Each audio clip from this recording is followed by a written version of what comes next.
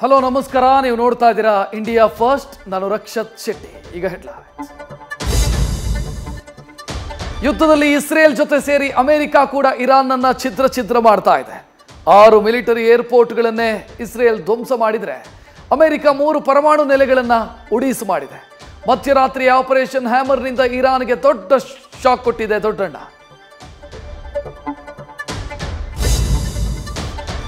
America ದಾಳಿಗೆ Iran ಕೆರಳಿ ಕೆಂಡವಾಗಿದ್ದು ಗಾಯಗೊಂಡ ಸಿಂಹದಂತೆ ಪ್ರತೀಕಾರದ ಪ್ರತಿಜ್ಞೆ ಮಾಡಿದೆ. ದೊಡ್ಡಣ್ಣನ ಹ್ಯಾಮರ್ ರೇಟಿನಿಂದ ತಪ್ಪಿಸಿಕೊಂಡ ಇರಾನ್ 400 ಕೆಜಿ ಯುರೇನಿಯಂ ಅನ್ನು ಬೇರೆ ಕಡೆಗೆ ಸ್ಥಳಾಂತರಿಸಿ ಚೆಕ್ಮೇಟ್ ಕೊಟ್ಟಿದೆ.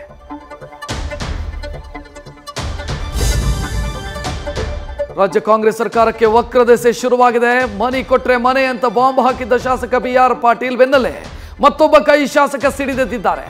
ಕಾಮಗಾರಿಗೆ ಹಣ ಬಿಡುಗಡೆ ವಿಳಂಬ ಆಗಿದ್ದಕ್ಕೆ ರಾಜು ಕಾಗೆ ರಾಜೀನಾಮೆಯ ಬಾಣ ಎಸೆದು ಕುಕ್ಕಿದ್ದಾರೆ.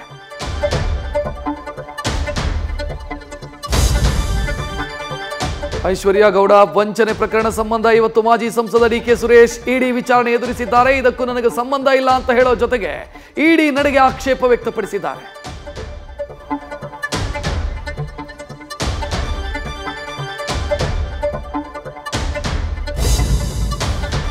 ಗಂಭೀರ ಕಾಯಿಲೆಗಳ ವಿರುದ್ಧ ಹೋರಾಟ ನಡೆಸ್ತಾ ಇರೋದಾಗಿ ನಟ ಸಲ್ಮಾನ್ ಖಾನ್ ಅಭಿಮಾನಿಗಳಿಗೆ ಶಾಕ್ ಕೊಟ್ಟಿದ್ದಾರೆ. ಹಲವು ಸಮಸ್ಯೆ ಇದ್ರೂ ಕೆಲಸ ಮಾಡ್ತಾ ಇದ್ದೀನಿ, ಮದುವೆ ಕಷ್ಟ ಆಗಬಹುದು ಅಂತ ಹೇಳಿದ್ದಾರೆ.